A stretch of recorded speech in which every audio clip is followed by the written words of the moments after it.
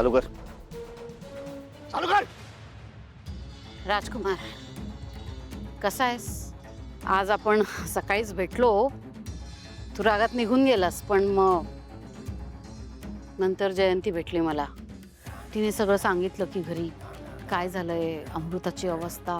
सगळं ऐकून वाईट वाटलं रे, खरंच वाईट वाटलं.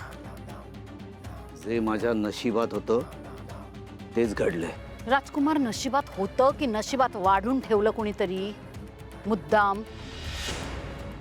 मला त्या सावलीचा राग येतो, राग. अरे कशी पोरगी आहे ती, ज्याच्या आयुष्यात जाते त्याच्या आयुष्यात अंधारच करून टाकते. अपशकुनी कुठली, कधी कोणाचं भलं होऊ देणार नाहीये ती. माझ्या आयुष्यात आली, माझंही आयुष्य उद्ध्वस्त केलं. आता तुमच्या घरात आलीये.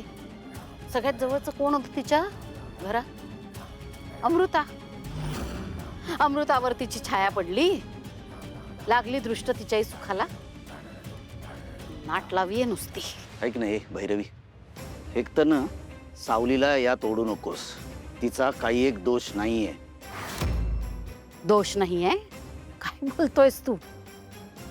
कोणाला विचारून ती अमृताला बाहेर घेऊन गेली? अमृताचा हट्ट होता देवळात जाण्याचा, म्हणून सावली तिच्या बरोबर गेलेली तिला मदत करायला. हे कोणी सांगितलं? स्वतः सावलीनेच ना? कशावरनं खरं बोलते ती? नाही, कारण तिथं काय घडलं त्या क्षणी हे तर तिथं असणारा व्यक्तीच सांगू शकतो ना, कुणीतरी प्रत्यक्षदर्शी. पण आपली बिचारी अमृता, तिची जी अवस्था आहे ती बघून मला नाही वाटत ती काही बोलू शकेल.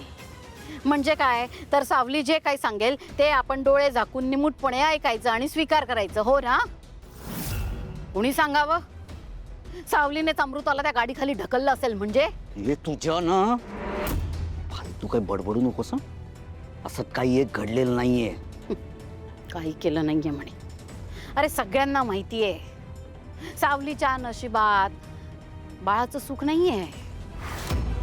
तिच्या नशिबात तो काय कुठला योग आहे ना, संतती विरहाचा. नाही अनुभवता येणार आहे तिला मातृत्व. अशा वेळी अमृताला असं बघताना तिला जळफळाट होत नसेल, वाईट वाटत नसेल की मी या घराला वारस देऊ शकत नाही, अमृता देणार आहे. आणि त्याच जेलसीमध्ये येऊन तिने हे केलंय.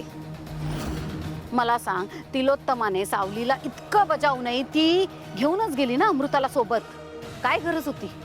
सासूचा शब्द आता ती पाडायला लागली म्हणजे एवढी मोठी झाली ती.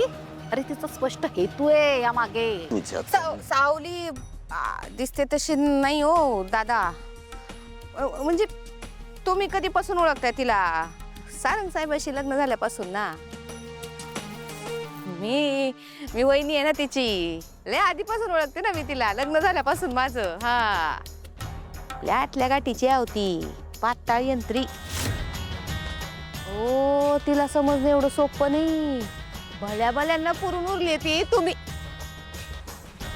तुम्ही तर किती साधे आहात, तुम्हाला तर असं गुंडाळलं असेल तिनं.